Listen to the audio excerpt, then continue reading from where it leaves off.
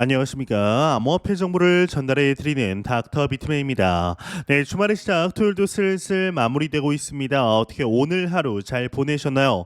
최근 지속되고 있는 시장의 답답한 모습에 투자자분들의 두려움 또한 커져가는 것이 보이고 있습니다. 과연 10월 말 현재 비트코인의 가격을 보고 어떠한 생각을 하게 될 것인지 일단 코인마켓캡에서 메이저 탑10 코인들 가격 한번 살펴보도록 하겠습니다. 네, 일단 시가총액 1위의 비트코인의 경우는 전날 대비 2.41% 상승한 62,000달러대에 나타내고 있습니다. 이더리움의 경우는 2.89% 상승한 2,400달러대, BNB가 2.04% 상승, 솔라나가 4.64% 상승, XRP가 2.1% 상승한 0.53달러대에 나타내고 있는데요. 상단에 비트코인 더미넌스 한번 보도록 하겠습니다. 비트코인 더미넌스의 경우는 56.8%, 이더리움 더미넌스가 13.5%를 나타내고 있습니다. 네, 월가의 대표적인 투자 은행이죠. JP 모건에서 하나의 소식이 나오게 되었습니다. 헤드라인을 보게 되면 JP 모건 지정학적 긴장과 미 대선이 비트코인과 금의 화폐 절하 트레이드를 촉진할 것이라고 나온 것인데, 내용을 보게 되면은 이 보고서는 2022년부터 시작된 지정학적 불확실성의 증가와 장기적인 인플레이션 우려, 그리고 주요 경제 국가들의 지속적인 재정 적자와 같은 요소들이 금과 비트코인에 대한 수요를 증가시켰다라고 분석하게 되는데요. 이제 여기서 말하는 이 화폐 절하 트레이드, 뭔가 말이 어렵습니다. 쉽사리 이해가 잘 안 되죠. 이를 간단하게 말씀드리면 이 통화 가치가 떨어질 때 인플레이션이나 경제적 불확실성으로 인해 정부 발행 화폐의 구매력이 약해질 때 안전자산으로 이동하는 투자 전략을 의미합니다. 이때 금과 같은 안전 자산이나 비트코인과 같은 디지털 자산이 그 대안으로 주목받고 있다라는 것인데요. 특히 비트코인은 여러분들도 많이 들어보셨다시피 디지털 금으로서 통화 가치 하락에 대한 해지 수단으로 이 경제적 위기 상황에서 자산의 가치를 보호할 수 있는 수단으로 자주 언급되곤 했습니다. 내용을 좀 더 추가적으로 보게 되면 특히 시카고 상품거래소에서 비트코인 선물 약제가 아니죠. 비트코인 선물 미결제 약정이 급증하면서 헤지펀드 같은 기관 투자자들이 금과 비트코인을 유사한 자산으로 보고 있다라는 분석이 이어졌는데, 2024년 초 약 10,000 계약이었던 비트코인 선물 미결제 약정이 10월 1일 기준 무려 40,000 계약 이상으로 증가했다라고 합니다. 또한 9월부터 비트코인 및 이더리움 ETF에 대한 자금 유입이 재개가 되면서 투자자들이 금과 비트코인을 비슷한 안전자산으로 인식하고 있다라는 신호로 해석이 됐다라고 하는데요. 현재 이러한 상황은 비트코인의 펀더멘탈 측면, 그리고 중장기적인 측면 상당히 긍정적으로 작용을 하게 되죠. 이 개인 투자자들이 단기적인 가격의 하락으로 두려워하며 팔고 있을 때 어제 나온 일본의 이제 마이크로 스트래티지라고 불리우는 메타플래닛의 추가적인 저점 매수, 기관들의 포트폴리오 재개편을 통한 비트코인의 유입 등 기관들은 비트코인의 본질적인 가치에 장기적인 가치를 바라보고 있습니다. 이 JP 모건의 분석처럼 지정학적 긴장이나 미국 대선과 같은 불확실성이 높아지면서 크립토 마켓의 정체성을 확고히 하는 시기가 될 것이라는 것이죠. 또한 다가오는 11월 미 대선에서 도널드 트럼프가 승리할 경우 비트코인에 대한 규제 완화 및 현재는 다소 부정적으로 보이는 정책 변화가 기대되고 있기 때문에 가격 상승 가능성을 더욱 높이는 요인이 될 텐데요. 이러한 화폐 절하 트레이드는 우리와 같은 크립토 투자자들에게는 상당히 긍정적이다라고 볼 수가 있습니다. 이번 사이클로 인해 비트코인이 위험 자산인가 안전 자산인가의 정체성 확립이 확실히 될 것으로 보이죠. 비트코인의 가격에 관한 분석들은 지속적으로 이어지고 있습니다. 비트코인의 신고점 갱신이 예상보다 빠를 전망이라고 하는데, 관련 내용 함께 보도록 하겠습니다. 헤드라인을 보게 되면 반감기 이후 비트코인 고점 기록 예상보다 빠를 전망이다, 헤드라인이 장식이 되어 있습니다. 내용을 보도록 하겠습니다. 암호화폐 데이터 제공 업체인 코인마켓캡은 비트코인 가격이 예상보다 빨리 정점에 이를 가능성이 있다라고 예측을 하게 되었습니다. 지난 4월 반감기 이후에 가치 움직임이 지금까지의 경향과 다르기 때문인데, 이 코인포스트에 따르면 코인마켓캡은 그간 비트코인은 반감기 이후 518일부터 546일 실경과 시장 사이클의 정점에 도달했다라는 경향이 있다라고 지적하며 또한 올해 반감기 이후 시장 주기는 이전보다 약 100일 빨리 진행되고 있다. 이는 다음 시장 정점이 예상보다 빠르게 발생할 수 있음을 나타내는데 올해 반감기 이후의 시장 정점은 2025년 5월 중순부터 6월 중순 사이가 될 수 있다라는 언급을 하게 됩니다. 네, 이 비트코인과 관련하여서는 정말 다양한 지표들이 있습니다. 비트코인이 기업이 아니다 보니까 생산물도 없고 고용도 없습니다. 그러니까 가격이 오를 요인이 수요와 공급 이외에는 사실 없다라는 건데요. 그러다 보니까 가격 예측에 별의별 데이터가 다 쓰입니다. 흔히 말하는 온체인 지표에서는 고래들이 어떻게 움직이는지에 초점을 맞습니다. 이 고래들이 대규모 자금을 움직이면 어디로 비트코인이 가느냐에 따라 가격이 출렁이죠. 그런가 하면 기술적 지표를 가지고 분석하는 이들도 있습니다. 50일 이동 평균선만 가지고 이야기하는 사람들도 있죠. 반면 20일 이평선과 120일, 200일을 섞어가며 이야기를 하기도 합니다. 그런가 하면 거래량이나 볼린저 밴드를 가지고 이야기하기도 하는데 하지만 이런 지표들이 절대적인 기준이 되지는 못합니다. 결국 상황과 흐름이라는 매우 중요한 컨텍스트가 이제 포함이 되어야 분석이 빛을 발하는 것이죠. 이제 비트코인 현물 ETF는 매우 중요한 가격 전망 지표가 되었습니다. 자금이 얼마가 유입되었다, 빠져나갔다 말을 하면서 가격이라는 결과를 해석합니다. 최근 엑스를 보면 정말 많은 사람들이 비트코인 가격에 대한 전망을 합니다. 그리고 그 전망이라는 것이 대부분 그러하듯 조만간 폭등한다, 조만간 폭락한다 라는 식의 분석입니다. 2024년 4월 비트코인 반감기가 지났으니 이제 뭔가 드라마틱한 변화를 찾는 건데요. 하지만 저는 오히려 여기에 좀 반대되는 이야기입니다. 가격이 전반적인 하락을 그릴 거라 생각하는데 그 반대로 오른다 하더라도 그리 큰 변동성을 보이지는 않을 거라라는 게 제 입장입니다.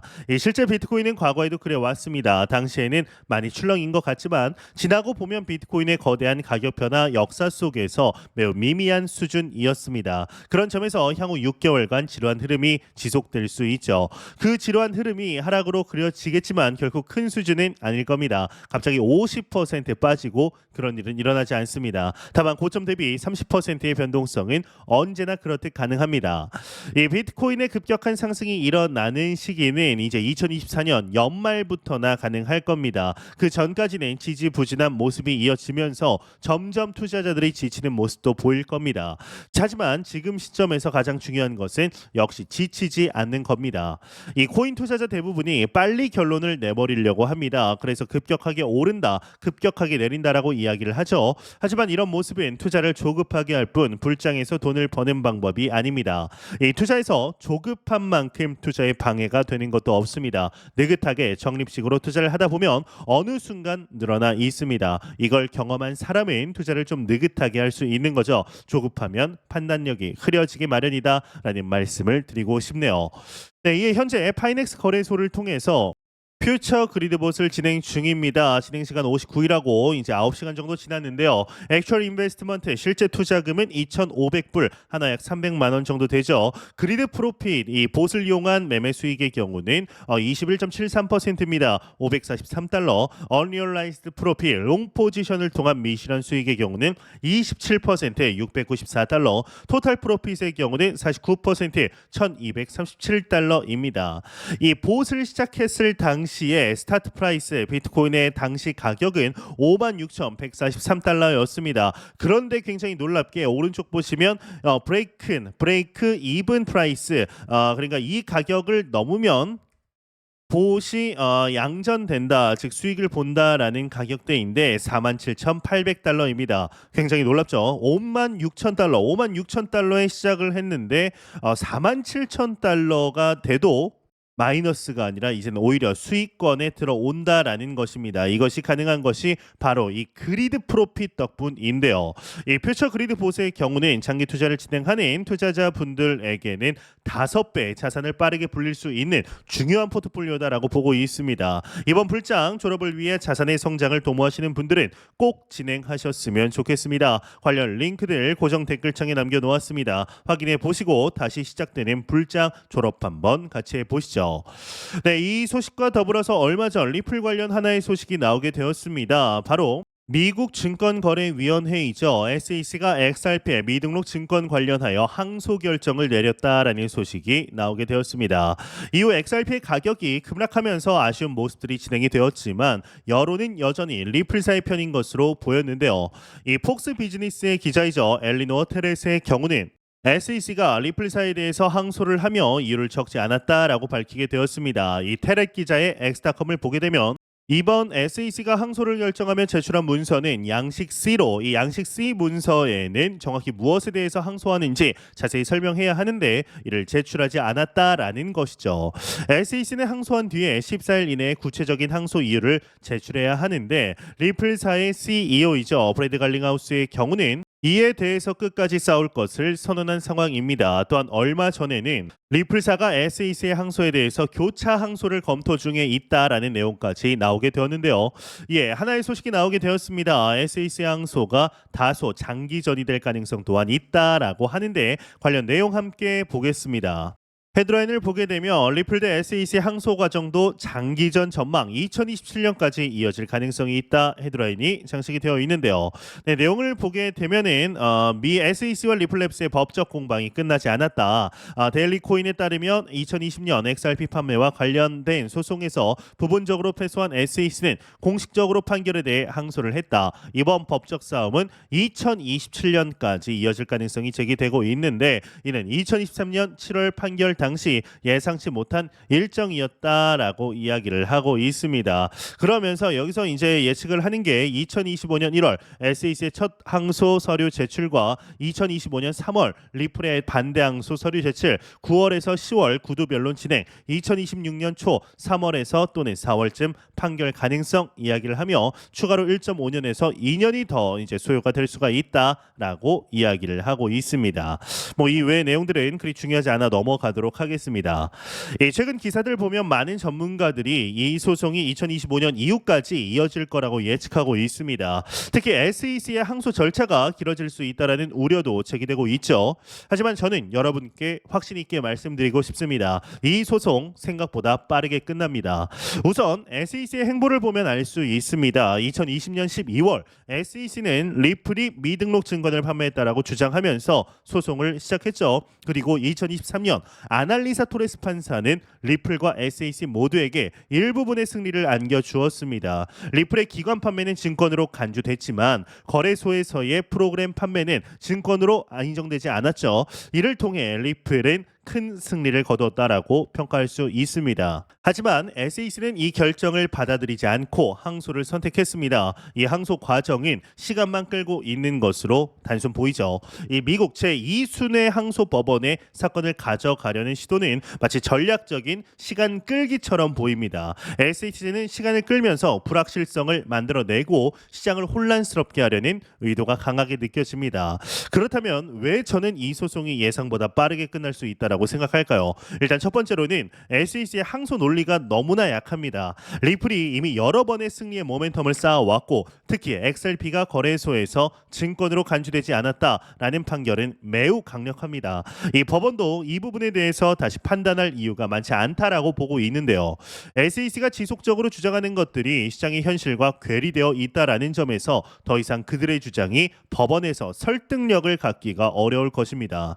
이 두 번째로는 이번 소송은 디지털 자산의 규제에 중대한 선례를 남길 사건입니다.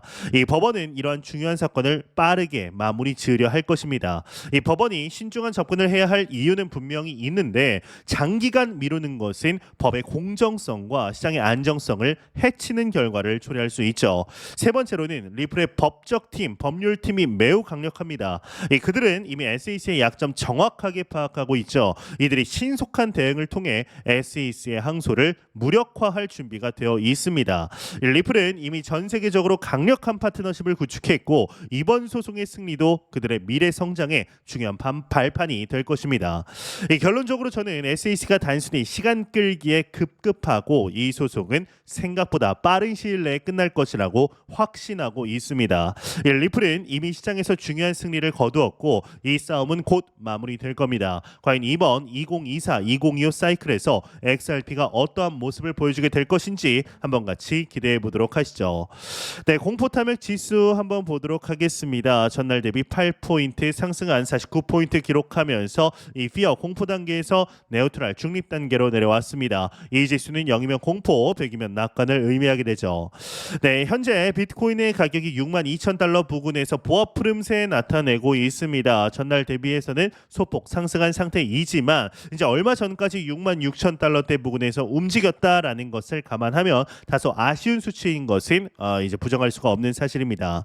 하지만 제가 매 영상 말씀드리지만 이 비트코인의 미래는 너무나 확정적으로 긍정적이고 밝습니다. 크립토 마켓이 탄생한 지 이제 10여 년밖에 되지 않았고 이제 제도권으로 막 진입을 하였으며 규제가 정해지려고 하는 모습들이 보이는 완연한 초기 시장입니다. 크립토 마켓은 그 어떤 시장보다 빠르게 성장을 하고 있고 바뀌어가고 있죠. 올해 그리고 내년 2025년까지가 상당히 중요한 해가 될 것이다 라고 보고 있는데요. 마지막 우리가 계층의 사다리를 건널 수 있는 골든타임이라고 보고 있는 만큼 지금의 시기 지치지 마시고 현재 가지고 있는 개수 홀딩 잘 하셨으면 좋겠습니다.